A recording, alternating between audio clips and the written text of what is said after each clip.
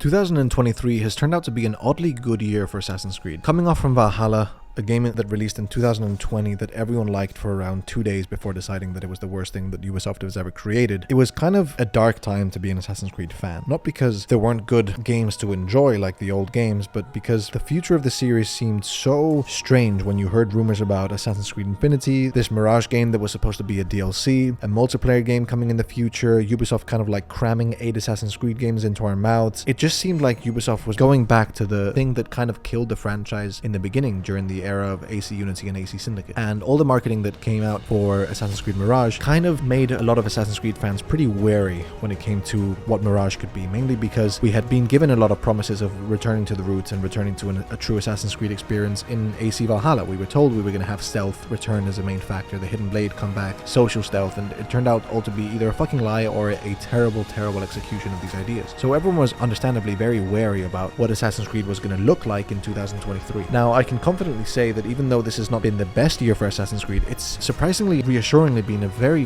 good 2023 for Assassin's Creed. I'm not going to say that it's marked a resurgence for Assassin's Creed because time is going to tell whether Ubisoft can compound on these successes with more good games, but it's definitely been a good year, and I want to explore how Mirage, Nexus, and a lot of the leaks coming for 2024 have breathed new life into our beloved series in a way that I think a lot of us really needed. So first up is Assassin's Creed Mirage. This title was a much anticipated return to the roots that originally captivated us because it was being said that they were taking inspiration from all of our favorite games. This is something that everyone kind of like raised an eyebrow at, but hoped that it was going to be true because it would be a great idea to develop a game that was inspired off of the old games like Unity, the Ezio Trilogy, and Assassin's Creed 1. Mirage reminded us, and even though a lot of people were skeptical when the game came out, it kind of was a home run for a lot of fans. It reminded us why we fell in love with Assassin's Creed in the first place. Even though it was made with the Valhalla engine and you can still see the Valhalla DNA in it, it's a very good, tight stealth game. It has a short but punchy and effective narrative, and it really serves to bring up the assassin fantasy in 2023. Mirage, the tight, focused narrative, the return to dense urban environments, ripe for parkour even if the parkour wasn't as good as we want it to be, and the emphasis on stealth were all elements that kind of served as a love letter to the early days of the series. And anyone who plays the game, even if it's not your type of game, you can tell that the developers really did actually care about the franchise, and even though they were given subpar tools, subpar budgets, and a subpar time period to deliver a true Assassin's Creed experience, they did a really good job with it, all things considered. What stood out in Mirage was its respect for legacy. It didn't just rehash old formulas, it refined them. The fluidity of the movement was consistent even if the parkour wasn't that complex. The stealth is probably the best stealth we've seen in the series, and the depth of the assassination missions, even if they didn't give as much freedom as you would have liked, because you were hoping for the freedom you get in Assassin's Creed Unity, still gave a lot of interesting missions and a lot of assassination missions that were really enjoyable and, more importantly, really memorable. Because the huge problem that Assassin's Creed has as a franchise is that even though it has these wonderful mission structures and gameplay systems, a lot of the missions end up being pretty forgettable. But that didn't happen in Mirage. A lot of these moments were kind of stamped into my memory just because of how tense and well made they were, and the stealth really did feel tense when I was playing it. So we kind of received Assassin's Creed Mirage. It was kind of like a big hurrah for the community. A lot of people said it was outdated, but again, if you're going back to the roots, you're going to have outdated gameplay systems, and I don't think they're outdated. I just think there's something that is not done anymore that I still enjoy and that I still want. And I think for a lot of the core fan base, for Assassin's Creed fan base, this was a complete home run of a game. Not only that, but it actually apparently sold pretty well, which is encouraging for Ubisoft to kind of receive financial signals that people do want an Assassin's Creed game and an Assassin's Fantasy, because as much as we kind of scream on Reddit and YouTube and all these other social media platforms that we want a true AC experience, if we don't show that with our wallets, we're not really going to get much of it. So the fact that the sales were pretty good for this Assassin's Creed experience is very encouraging, just because it kind of gives Ubisoft more of an incentive to